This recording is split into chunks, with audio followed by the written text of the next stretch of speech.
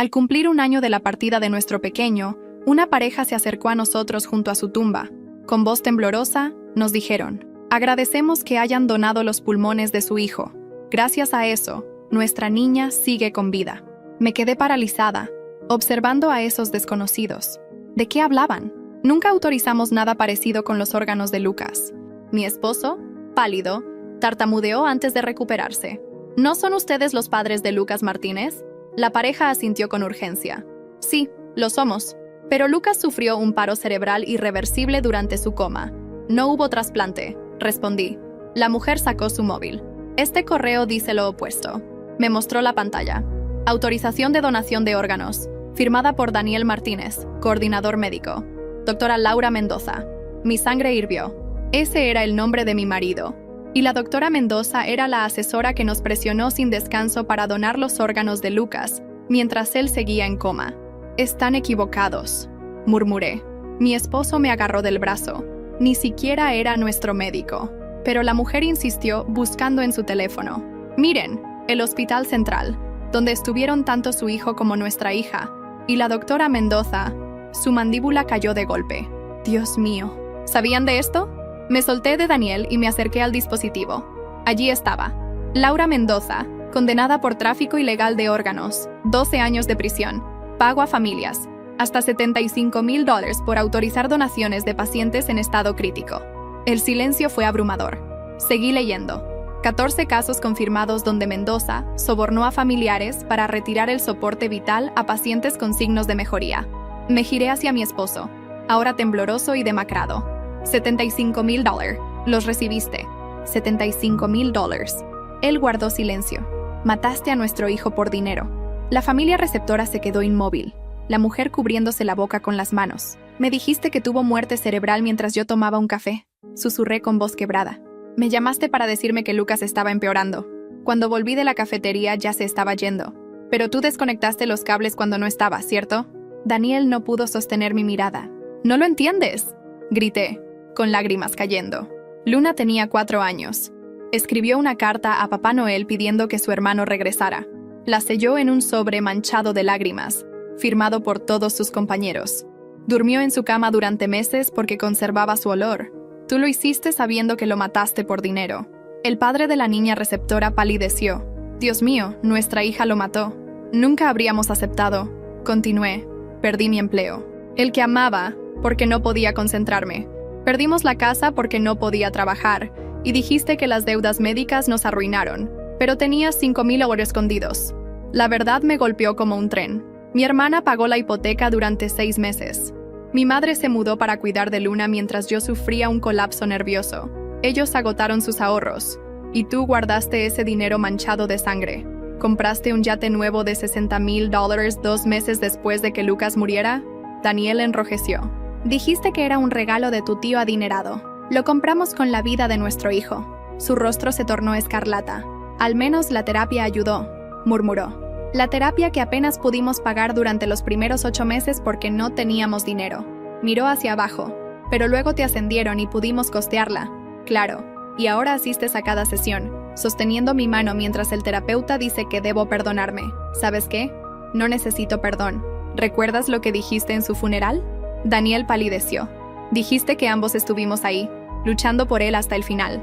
Hiciste un discurso sobre estar presente cuando más lo necesitaba. Te llamaron padre del año mientras yo era la madre que se ausentó. La pareja se derrumbó, la madre vomitando entre sollozos. El doctor Ramírez dijo que mostraba mejoría. Nuestro niño me apretó la mano el día anterior. El médico aseguró que despertaría. Su abuela le tejía un suéter para cuando abriera los ojos, mientras tú te aseguraste de que nunca lo usara. Daniel temblaba. Luna sigue dibujando cartas para él, dije en voz baja. Cada semana, para su tumba. Pregunta si puede verlas desde el cielo. Tiene 6 años y aún pregunta por qué Dios lo necesitaba más a él que a ella. Destruiste su infancia por $75,000. Mis padres se culparon. Si hubieran estado esa noche, tal vez Lucas habría luchado más. Mi padre tiene dolores en el pecho por la culpa. Mi madre toma ansiolíticos. Una familia entera destrozada. Todo por el salario de un año. La pareja huyó a su auto mientras yo sacaba las llaves del coche de Daniel. Conduzco a casa. Tú no vienes. Por favor, no llames a la policía, suplicó. No lo haré. Llamo a alguien que hará algo mucho peor. Lo vi temblar mientras marcaba.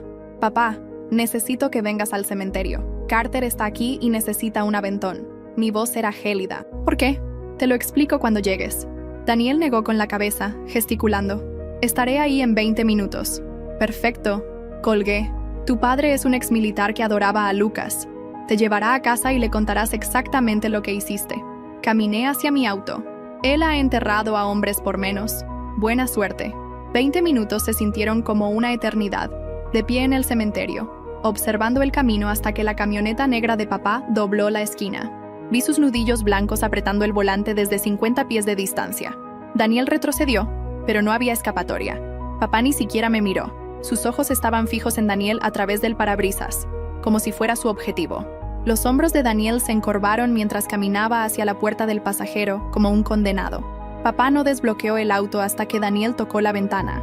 El clic de la cerradura resonó como un disparo en el silencio del cementerio. Me subí a mi coche sin mirar atrás. Si hubiera visto la expresión de papá, quizá me habría derrumbado.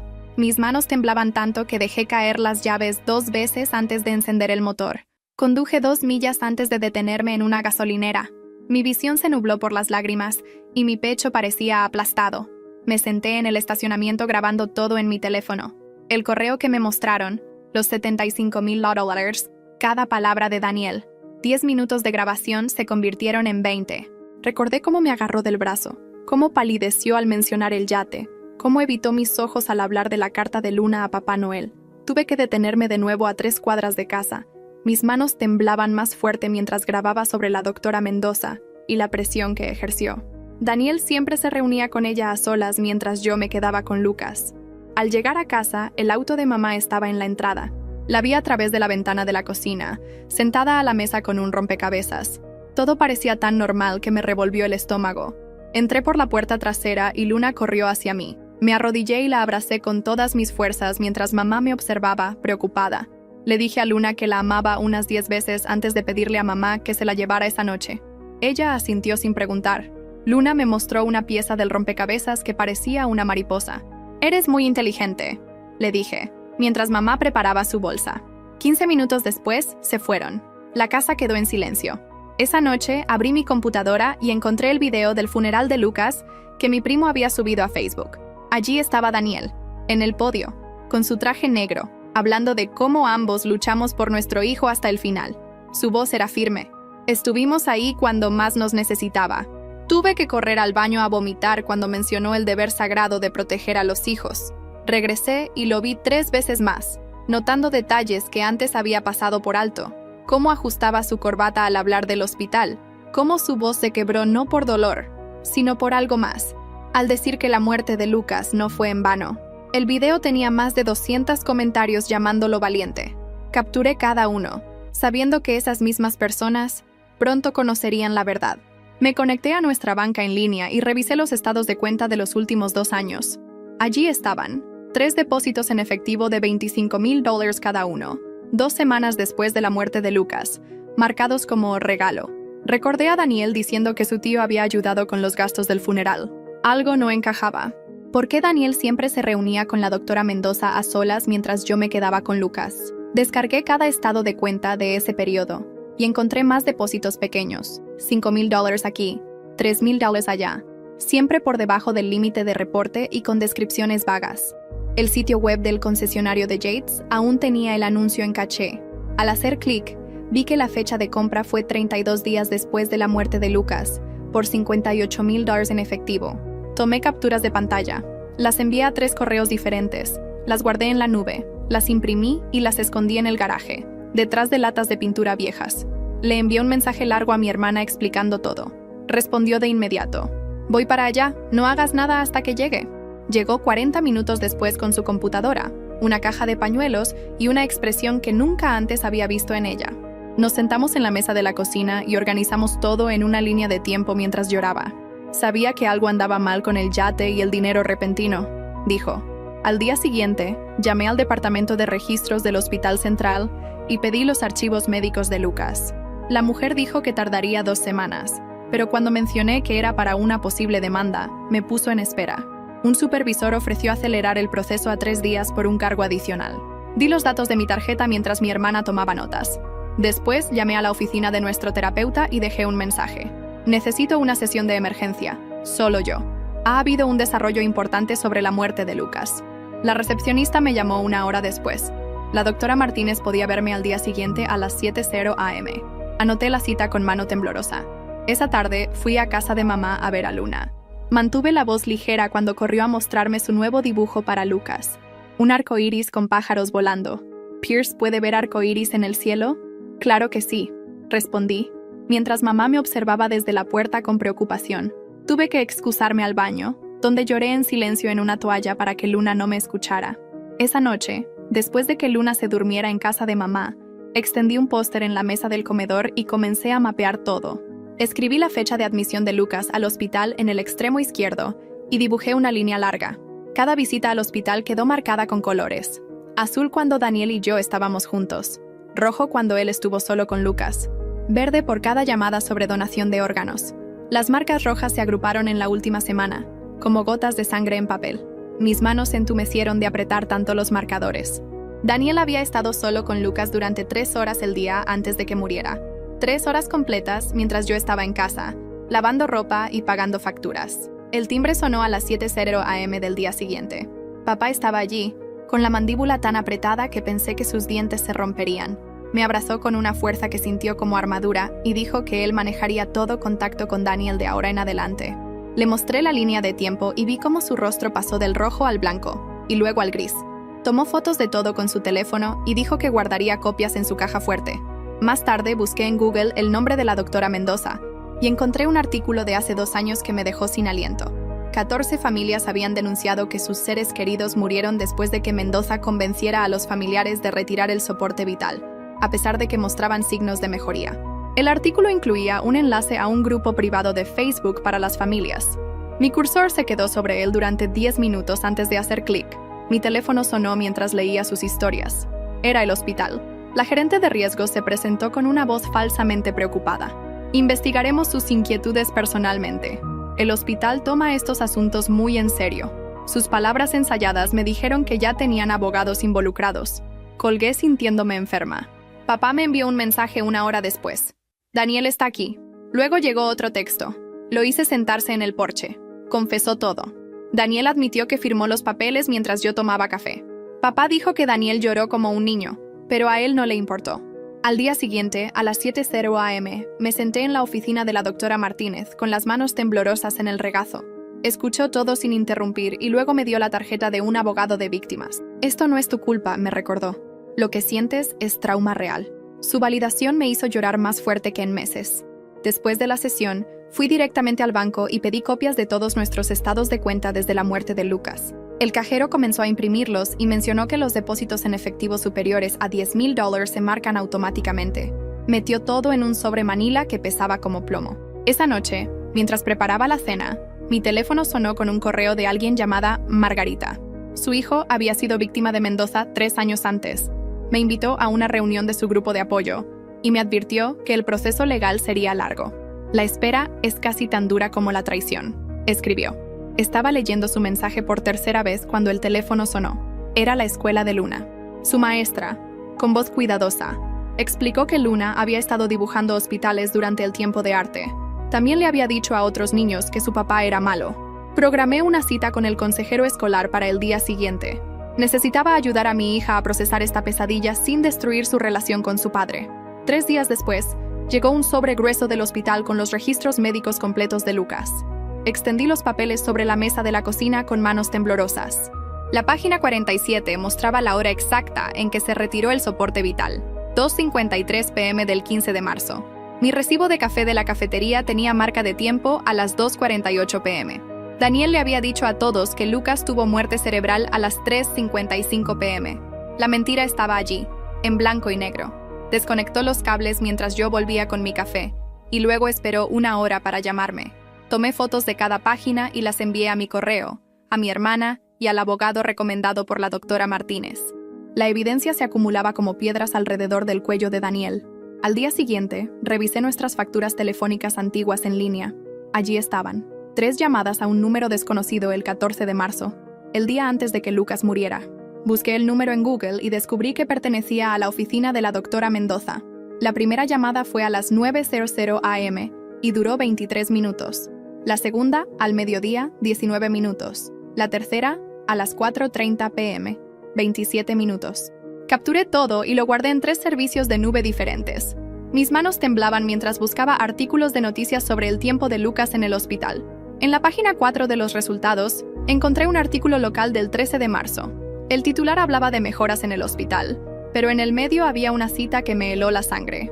El doctor Ramírez declaró que varios pacientes en coma en el Hospital Central mostraban signos neurológicos alentadores y podrían despertar en semanas. El artículo no mencionaba nombres, pero la fecha coincidía exactamente con 2 días antes de que Daniel desconectara los cables de Lucas. Imprimí 20 copias del artículo y resalté la cita del doctor Ramírez en cada una. Esa tarde, papá llegó a la casa con los registros telefónicos que le había enviado. Su rostro era de piedra mientras se dirigía al apartamento de Daniel sin decirme a dónde iba.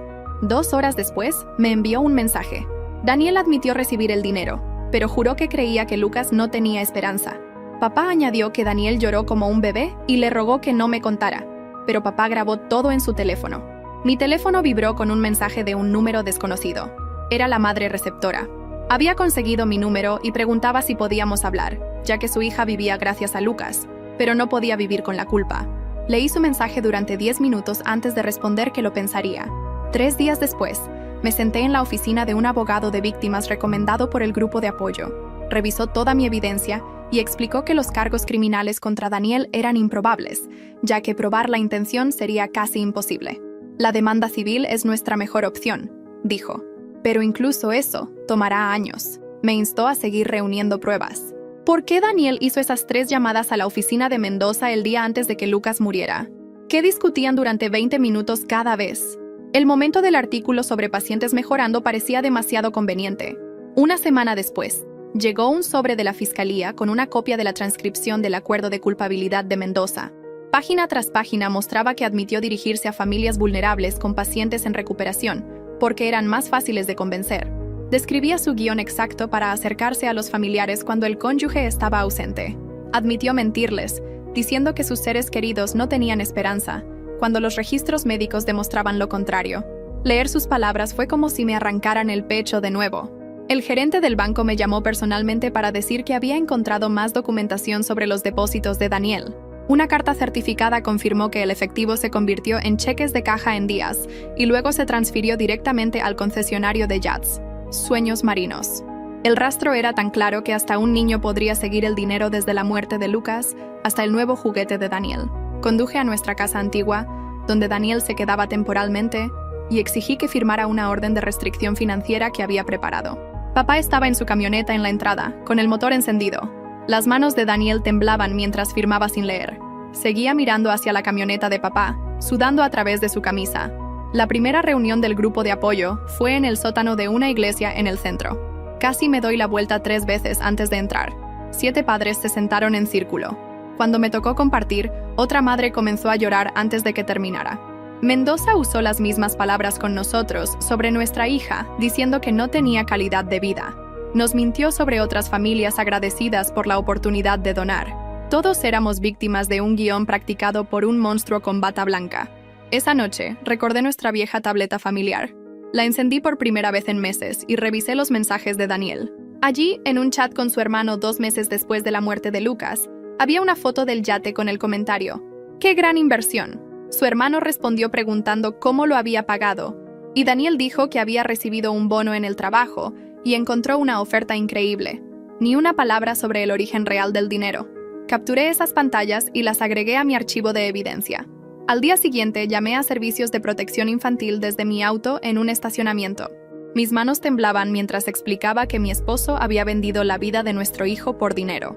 La trabajadora social escuchó en silencio y tomó notas. Necesitamos proteger a Luna de un padre que hizo algo así, dije. Me sugirió solicitar custodia de emergencia con visitas supervisadas. Anoté cada palabra y le pedí que me enviara los formularios por correo. Con evidencia de explotación financiera y fraude médico, el tribunal probablemente otorgará órdenes temporales rápido, explicó. Llené los papeles allí mismo, usando el volante como escritorio. Mi hermana me envió un mensaje. Había estado revisando fotos viejas y encontró algo extraño en el calendario de la computadora de Daniel de hace 2 años. Me envió una captura de pantalla, una reunión con alguien llamado RM, defensora del paciente. La noche exacta en que Daniel afirmó que Lucas comenzó a empeorar. El momento era demasiado perfecto. RM tenía que ser Rachel Mendoza. Mi hermana siguió investigando y encontró 3 reuniones más en las semanas previas a la muerte de Lucas, todas marcadas como privadas y programadas para cuando yo estaba en el trabajo o haciendo mandados. El equipo legal del hospital me llamó esa tarde, ofreciendo $25,000 si firmaba un acuerdo de confidencialidad. La voz del abogado era suave y ensayada. Es un gesto de buena voluntad para ayudar a su familia a sanar. El silencio es lo que permitió a Mendoza lastimar a 14 familias. Respondí y colgué. Volvió a llamar de inmediato, subiendo la oferta a $50,000. Bloqueé el número. Esa noche recibí un mensaje de voz del Dr. Ramírez. Su voz sonaba quebrada. Revisé el expediente de Lucas después de enterarme de la investigación. Recomendé esperar al menos otra semana antes de tomar decisiones sobre el soporte vital. Su actividad cerebral mejoraba y había signos de respuesta. Se lo dije directamente a Daniel, pero él insistió en que Lucas no querría vivir así. La voz del doctor se quebró. Debería haber insistido más. Testificaré si es necesario.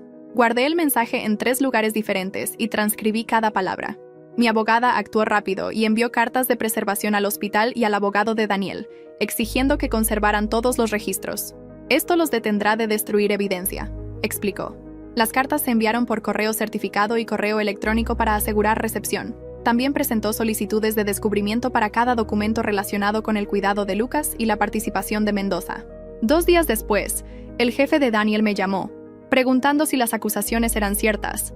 Daniel me puso como contacto de emergencia. Le conté sobre la investigación y la evidencia. Carter fue suspendido pendiente de una investigación por el comité de ética de su empresa. Me envió 17 mensajes rogando hablar, pero no respondí. Papá me recordó mantenerme fuerte. No le des munición. Nos reunimos con los abogados una semana después. Daniel lucía terrible, con ojeras y ropa desaliñada. Su abogado habló la mayor parte del tiempo. Finalmente, Daniel intervino. Tuve miedo de perder la casa cuando Lucas se enfermó. Mendoza me convenció de que sus órganos podrían salvar a otros niños. Afirmó que creía que Lucas ya no tenía esperanza, a pesar de lo que decía el doctor. Su abogado intentó detenerlo, pero Daniel siguió. El dinero se sentía sucio, pero lo necesitábamos para el futuro de Luna. Quise arrojarle mi vaso de agua, pero mi abogada me detuvo. Esa noche encontré la carta de Luna a Papá Noel y la caja de recuerdos que guardaba en mi armario. Su letra de 4 años era temblorosa, pero legible. Quiero que mi hermano vuelva. El papel aún tenía manchas de lágrimas. Me senté en el suelo de mi habitación, leyéndola una y otra vez, hasta que algo hizo clic en mi mente. No necesitaba perdonarme por tomar un café, porque no hice nada malo. Daniel era quien necesitaba perdón, pero nunca lo obtendría de mí. Los registros médicos completos llegaron 3 días después en 2 cajas. Mi abogada y yo pasamos 6 horas revisando cada página. Allí estaba, en la página 847. Mendoza había marcado el consentimiento como obtenido con ambos padres presentes, pero la marca de tiempo mostraba que yo estaba en la caja registradora de la cafetería. La falsificación era tan obvia que mi abogada se rió. Esto solo le dará más años de prisión a Mendoza y destruirá cualquier defensa de Daniel. Papá vino el fin de semana y me ayudó a configurar una aplicación de grabación en mi teléfono que guardaba todo automáticamente en la nube.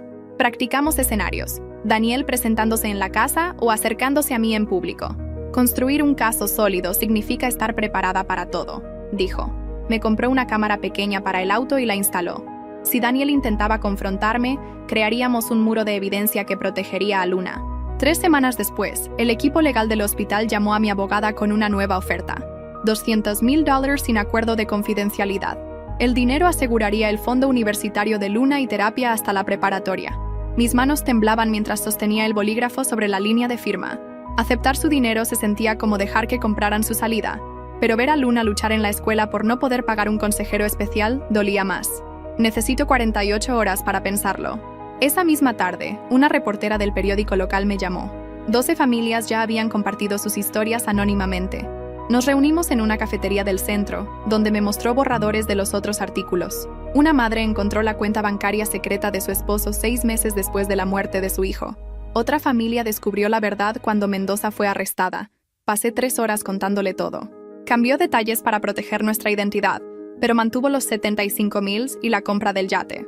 Ver nuestra pesadilla escrita me revolvió el estómago. 2 días después, el artículo se publicó en primera plana. El precio de la confianza. Mi teléfono no dejó de vibrar con mensajes de personas que reconocieron nuestra historia. El cerebro de Lucas realmente mejoraba, decía el doctor Ramírez. Daniel le dijo que Lucas no querría vivir así. La madre receptora me envió un correo esa noche. 3 páginas de disculpas y una oferta para testificar. Adjuntó estudios médicos que mostraban que el tipo de actividad cerebral de Lucas solía llevar a la recuperación. Su hija estaba bien, pero cargaba con culpa. Querían unirse a nuestro esfuerzo por reformar la supervisión hospitalaria. Al día siguiente, fui a la corte y solicité separación legal. La empleada me dio paquetes de formularios mientras explicaba el proceso de evaluación de custodia. Solicité visitas supervisadas para Daniel y custodia legal exclusiva para decisiones médicas y educativas. La tarifa de presentación vació mi cuenta, pero papá me escribió un cheque antes de que pudiera pedirlo. 2 semanas después, el abogado de Daniel presentó su declaración escrita. Afirmaba que Mendoza le dijo que Lucas estaba técnicamente con muerte cerebral, sin posibilidad de recuperación, pero los registros médicos mostraban que los escaneos cerebrales de Lucas mejoraban diariamente antes de su muerte. La declaración de Daniel también decía: estuve de acuerdo con la decisión verbalmente antes de ir por café. Mi abogada se rió al leer eso, ya que las cámaras de seguridad me mostraban caminando a la cafetería sola, llorando. A través de una solicitud de libertad de información, obtuve la auditoría interna del hospital del año en que Lucas murió. El informe de 50 páginas detallaba 6 quejas sobre Mendoza, presionando a familias antes de cualquier investigación. Los administradores celebraron reuniones sobre su defensa agresiva de pacientes, pero no tomaron acción. Una página mostraba que generó más donaciones de órganos que cualquier otro coordinador en el estado.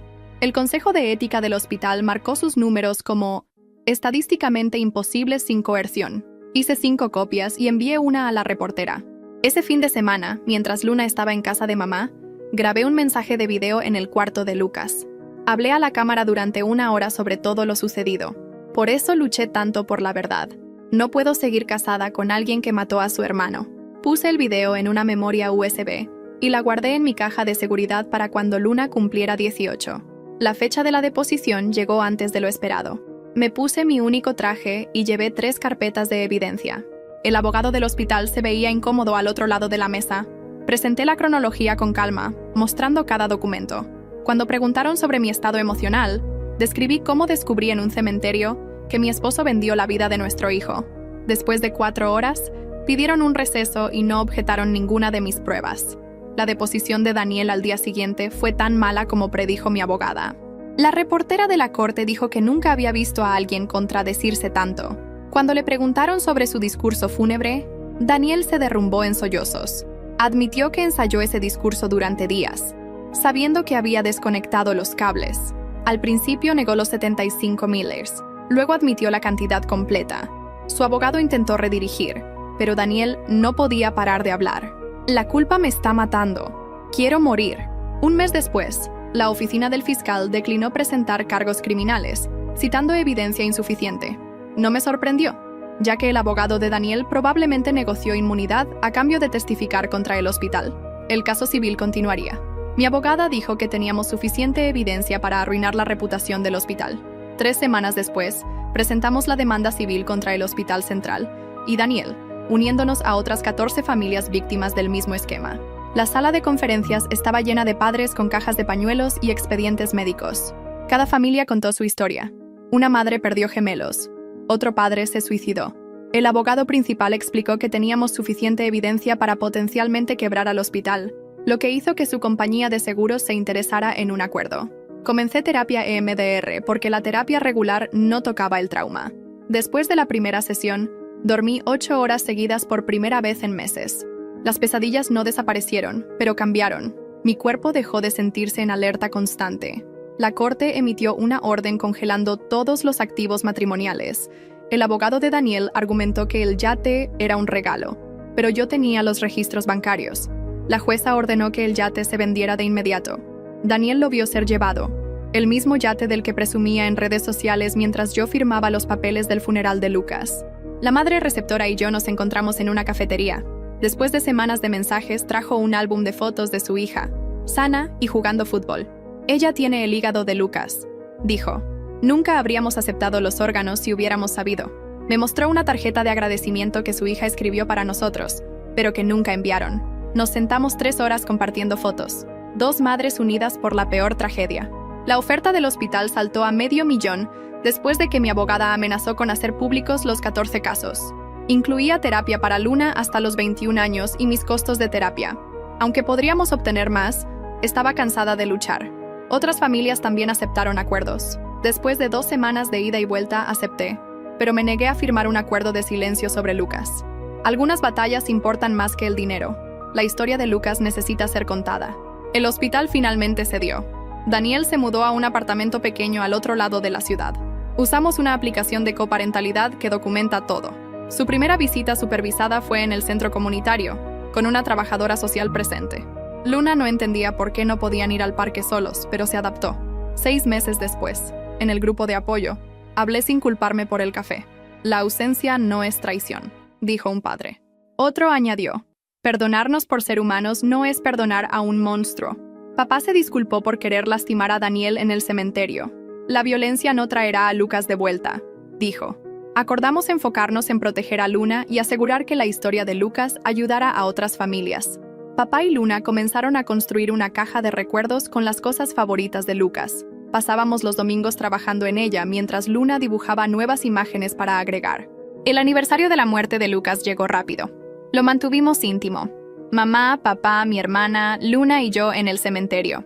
Dejé el suéter que su abuela tejió para él y Luna puso su dibujo más reciente. Lucas jugando fútbol en el cielo. Papá se aclaró la garganta mientras mamá sostenía mi mano. No nos quedamos mucho. Luna tenía frío. Antes de irme, toqué la lápida. Sé la verdad, Lucas. La organización sin fines de lucro me llamó la semana siguiente sobre un trabajo de medio tiempo ayudando a familias que perdieron niños. Aunque el salario era la mitad de lo que ganaba antes, lo acepté de inmediato. Mi primer día fue extraño, pero los otros padres entendían por qué necesitaba 10 minutos en el baño para calmarme. Las facturas se ajustaron con el salario más bajo, pero el dinero del acuerdo cubrió la terapia de Luna. Cancelé los servicios de streaming, que Daniel había contratado con su dinero manchado. La aplicación de coparentalidad se convirtió en nuestro único método de comunicación. Daniel intentó enviarme mensajes directos sobre la obra de teatro de Luna, pero le recordé nuestro acuerdo a través de la app. Sus visitas supervisadas eran los sábados alternos en el centro comunitario. Luna no entendía por qué no podían ir al parque solos, pero se adaptó. 6 meses después, finalmente pude pensar en Lucas, sin que mi pecho se aplastara. Su muerte no fue un accidente trágico, sino una traición. Nombrar eso en voz alta en terapia ayudó más que 2 años de culpa. La culpa no desapareció, pero se movió a donde pertenecía. Luna comenzó terapia de juego. Después de 3 meses dejó de dibujar hospitales. Su terapeuta le enseñó a escribir cartas a Lucas sobre recuerdos felices, cuando le enseñó a andar en bicicleta, cuando construyeron un fuerte durante una tormenta. Ahora sus dibujos mostraban a Lucas comiendo helado o jugando con su perro, no en una cama de hospital.